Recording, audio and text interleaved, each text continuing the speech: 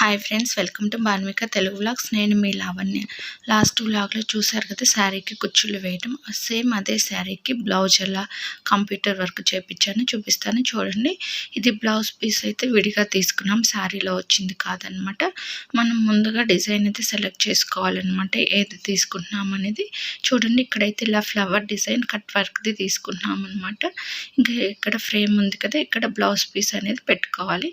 ఈ frame set చేసుకోవడానికన్నా ముందు blouse మీద మనము నెక్ డిజైన్ అయితే గీసుకోవాలన్నమాట. మనకి ఎంత, కొంతమందికి అయితే ఎక్కువ లెంత్ ఉంటుంది కదా నెక్, కొంతమందికి కొంచెం తక్కువ ఉంటుంది. దాన్ని బట్టి సెలెక్ట్ చేసుకొని ఒక పాయింట్ అయితే పెట్టుకుంటారనమాట నెక్కి.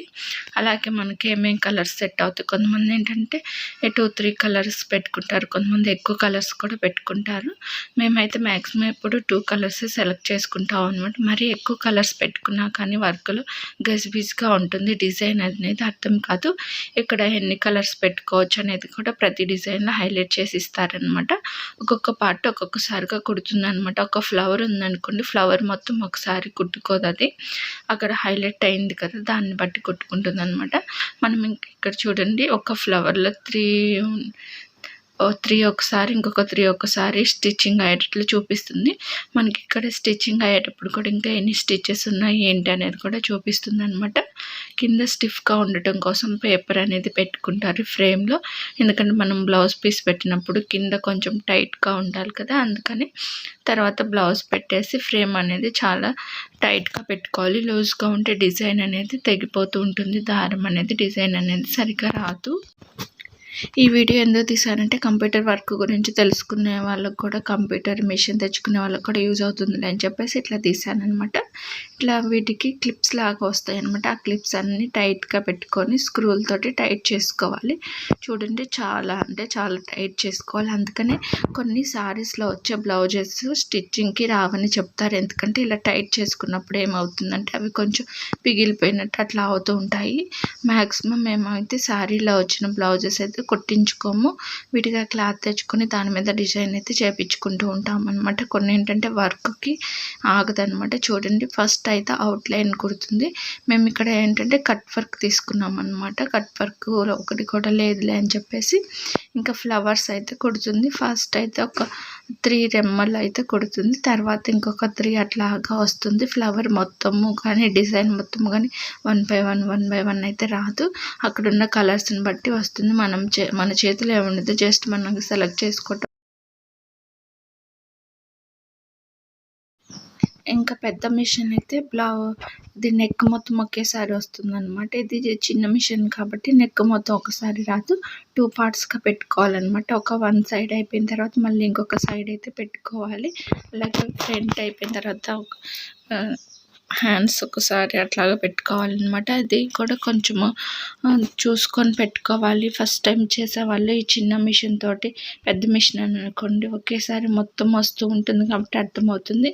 ఇదేంటంటే ఒక్కొక్కసారి నెక్ సెట్ చేసుకునేటప్పుడు కరెక్ట్ పాయింట్ దగ్గర పట్టలేదు అనుకోండి, డిజైన్ అనేది పక్కకు పోతుంది.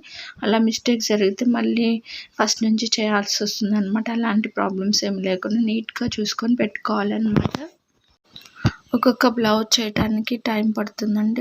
కొన్ని బ్లౌజ్ అయితే ఫుల్ డే పడుతుంది, కొన్ని బ్లౌజెస్ అయితే హాఫ్ డేకి అయిపోతాయి. మనం సెలెక్ట్ చేసుకునే డిజైన్ బట్టి, డిజైన్ బాగా థిక్గా ఉందనుకోండి ముద్ద కుట్టులాగా, అక్కడ ఏంటంటే టైం అనేది ఎక్కువ పడుతుంది అనమాట. మనం డిజైన్ సెలెక్ట్ చేసుకున్నప్పుడే ఎన్ని అవర్స్ పడుతుంది, ఎన్ని మినిట్స్ అయిపోతుంది అనేది కూడా మనకి కంప్యూటర్లోనే చూపిస్తూ ఉంటుంది. చూడండి, ఒక సైడ్ అయితే అయిపోయింది కదా, ఇంకొక వైపు అయితే ఫ్లవర్స్ ఇట్లా స్టిచ్ చేసుకుంటుంది. తర్వాత లీవ్స్, అట్లా లీవ్స్ కూడా మొత్తం ఒక్కసారి రాదనమాట, ఎందుకంటే వీళ్ళు 2-3 కలర్స్ ఇస్తారనమాట ఒక లీఫ్కి. అందుకని కొంతమంది ఏంటంటే అందులో ఉన్న కలర్స్ని బట్టి పెట్టుకుంటారు, కొంతమంది ఏమో ఒకే కలర్ లీఫ్ మొత్తం కుట్టించుకుంటారనమాట.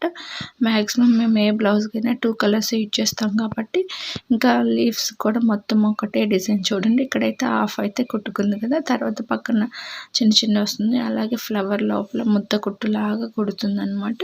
ఇది అయిపోయిన తర్వాత మిగతా హాఫ్ కూడా కుట్టేస్తుంది అనమాట. ఇదేంటంటే మధ్య మధ్యలో థ్రెడ్స్ చిక్కుగా వస్తూ ఉంటాయి కదా కొన్ని మ్యానుఫ్యాక్చరింగ్లోనే, అవి చూసుకుంటూ ఉండాలన్నమాట. ఇంకా అలా వచ్చినప్పుడు ఆగిపోతుంది మిషన్ అనేది. మళ్ళీ థ్రెడ్ అంతవరకు తీసేసుకొని మళ్ళీ ఫ్రెష్గా థ్రెడ్ అయితే పెట్టుకోవాలన్నమాట. కొన్ని చోట్ల థ్రెడ్ అనేది ముడిపడినట్లుగా అట్లా వస్తుందన్నమాట. అలాంటప్పుడు ఏంటంటే మనం చూసుకోకపోతే గజిబిజిగా అయిపోతుంది వర్క్ మొత్తం. అందుకని మధ్య మధ్యలో చూసుకుంటూ ఉండాలన్నమాట. ఫస్ట్ అయితే అవుట్లైన్ లైట్గా ఒక స్టిచ్ అయితే వేసింది కదా, తర్వాత ఇదే అవుట్లైన్ అనేది థిక్గా అయితే వస్తుందన్నమాట. ఇది కట్ వర్క్ బ్లౌజ్ కాబట్టి మనం స్టిచ్ చేసుకునేటప్పుడు కట్ వర్క్ లాగా చేయించుకోవచ్చు, లేకపోతే మామూలు రౌండ్గా అయినా చేయించుకోవచ్చు అనమాట.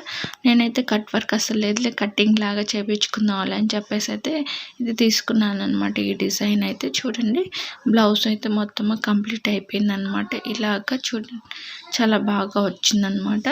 ఇప్పుడు మనం ఏంటంటే వీటికి కుందన్స్ అంటించుకుంటే ఇంకా ఎక్స్ట్రాగా లుక్ అనేది అయితే వస్తుంది అనమాట. మనకి చూసిన దానికన్నా బ్లౌజ్ కుట్టినప్పుడైతే చాలా బాగుంటుంది. చూడండి హ్యాండ్స్కి లైన్స్ అలాగా ఫుల్ హ్యాండ్స్ అయితే పెట్టించుకుందామని ఈ సారీ ఇలా వేసుకున్నాను అనమాట. ఎప్పుడైతే మేము బ్లౌజ్కి శారీలో వచ్చే క్లాత్ పెట్టుకుంటామో హ్యాండ్స్ వరకు పట్టులాగా బాగుంటుందని, కాకపోతే ఈ సారీ ఏంటంటే వర్క్తో చేయించుకుందాంలే అని ఫుల్ హ్యాండ్స్ కూడా వర్క్ చేయించుకున్నాను.